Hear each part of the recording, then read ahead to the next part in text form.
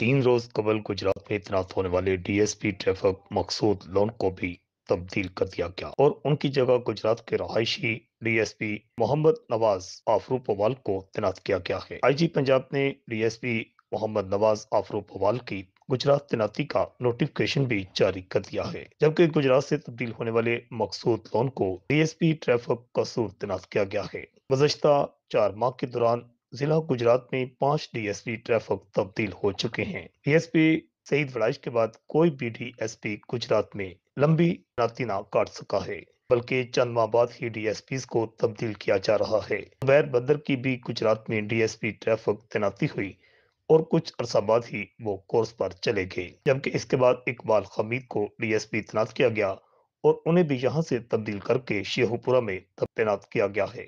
गुजरात में DSP traffic की seat पर कोई भी ऑफिसर जमकर काम नहीं कर रहा। रिपोर्ट आकाश नियाजी, अल हिजाज न्यूज, गुजरात।